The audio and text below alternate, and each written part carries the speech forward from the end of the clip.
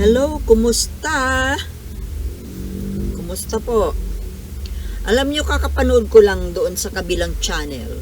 May napanood po ako na isang vlog.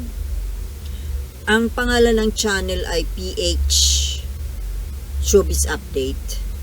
At doon, nagka-interes akong panoorin kasi nga, tungkol kay Alice Guo. Na ang nasasabi doon, hindi ko alam kung totoo ito, no?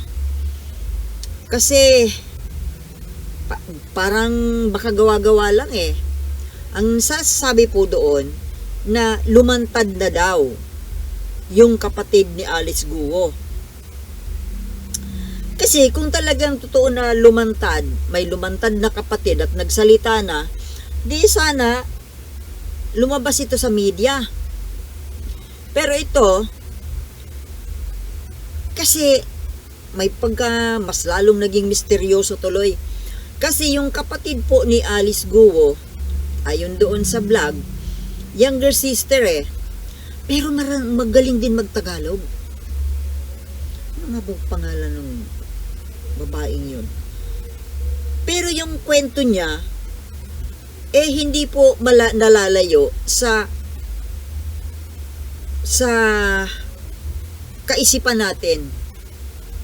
Na ayon doon sa kapatid na yon, sila ni Alice Guo, itong si Alice Guo ay hindi talaga Pilipino. Chinese talaga. Na ayon dito sa kapatid na ito, hindi ko lang nakuha yung pangalan ng babae na sila daw ay lumaki sila sa maliit na kubo doon sa isang maliit na bayan sa China. Ano nga ba yung pangalan ng ano na yun? Na yung bayan daw nilang yon ay pinamumugara ng mga triad. Alam mo yung triad?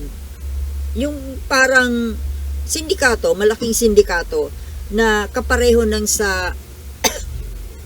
pareho ng Yakuza sa Japan. At sa totoo lang, itong mga gawain, itong nadiskubre sa mga pogo na may mga torture tools, kung ano yung mga pinaggagawa ng Yakuza, mga parusa sa mga airing members siguro, ganun din po ang ginagawa nitong triad. Ngayon, ayon dito sa kapatid nung ni Alice Guo, ay talagang itong tatay nila ay mahirap lang sila nung maliliit pa sila, no? Mahirap lang sila, pero ang kaya sila yumaman dahil yung tatay nila ay umanib, nagpagamit doon sa triad na sindikato. Ngayon,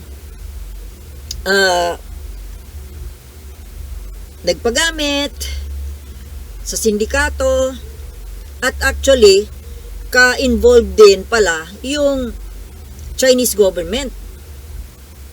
At yun nga, ipinadala sila dito sa Pilipinas. Yung tatay, ipinadala dito para magnegosyo and at the same time, maging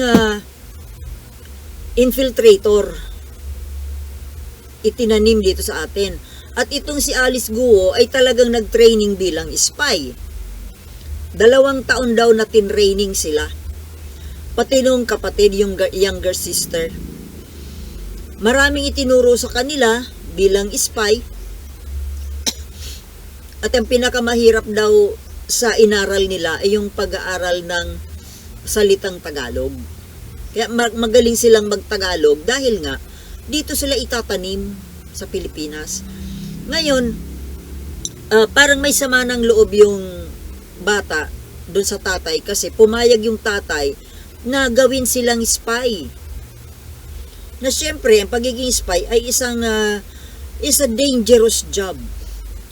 At kaya rin daw siya, yung younger sister ni Alice, ay tinraining din kasi baka may mangyaring masama kay Alice Guo sa pagtupad ng kanyang mga tungkulin bilang spy, ay mayroong backup.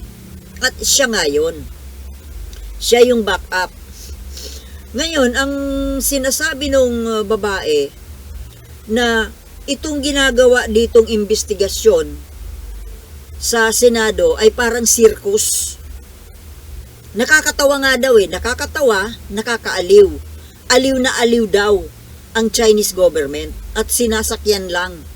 Kumbaga, talagang pinagtatawanan tayo ng China, yung mga ginagawa natin dito. At nakapagtataka raw na sa Pilipinas, parang todo pasa lang itong pagkaka-involve na itong tungkol kay Alice Guo. Kasi nga, itong gawa na ito ni Alice Guo, kumbaga sa mga investigasyon, napatunayan na siya isang spy at siya isang involved sa espionage. Na kumbaga kung sa Amerika ito o sa ibang bansa, bitay na ito. Bitay na dapat si Alice Guo. Pero hanggang sa ngayon, ang dami nang natuklasan na mga depekto sa mga papeles, sa mga dokumento ni Alice Guo. Pero hanggang ngayon, wala pa rin ginagawa dito sa taong ito. At sabi nitong kapatid ni Alice Guo, tayo daw na mga Pilipino ay tanga na pera lang ang katapat. Kayang-kayang bayaran. Which is true. Yun na nga nangyayari. Kaya nga nangyari itong nakapasok ang Alice Guo. At itong pagiging mayor ni Alice Guo talagang planado. At kaya nila pinili ang munisipyo ng Banban dahil maliit lang ito na bayan, hindi masyadong mahahalata. At ito talaga, ang plano talaga, kaya sila dinala dito para patakbuhin mag-mayor itong si Alice Guo. At itong mga Chinese daw na ito na ipinapadala dito sa Pilipinas ay talagang mga spy.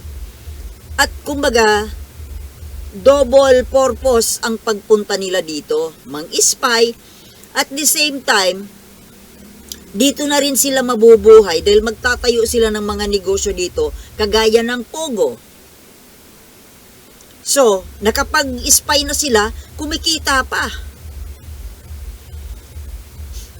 At ang nagpapatakbo daw itong mga Pogo, itong pagpapapasok nitong mga sleeper cell na itong mga spy, yung triad, yung sindikato. Although may go signal, yung Chinese government.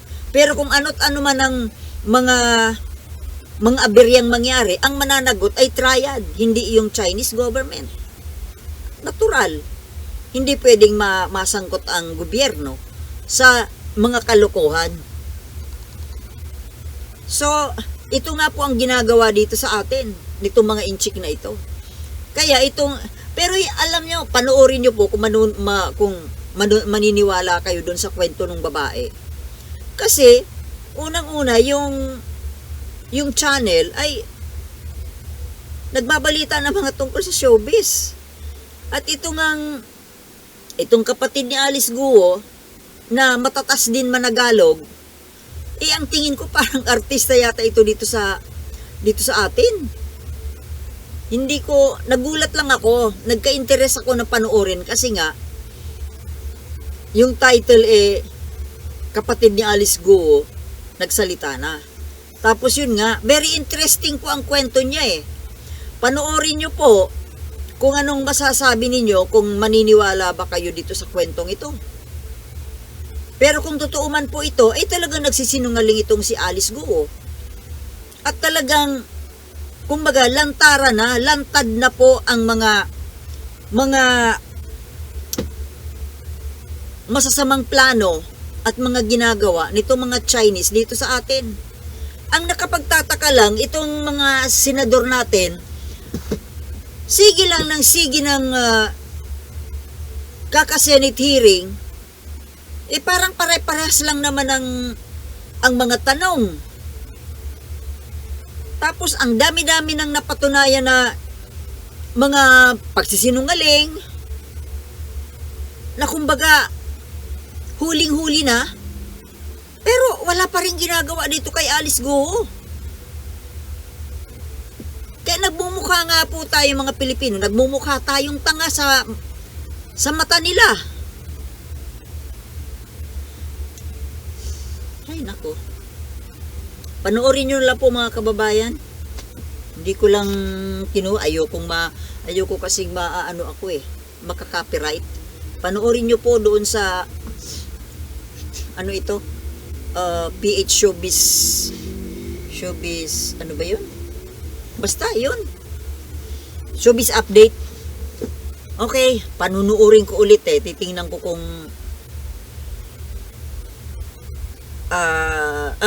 aanuhin kong maigi.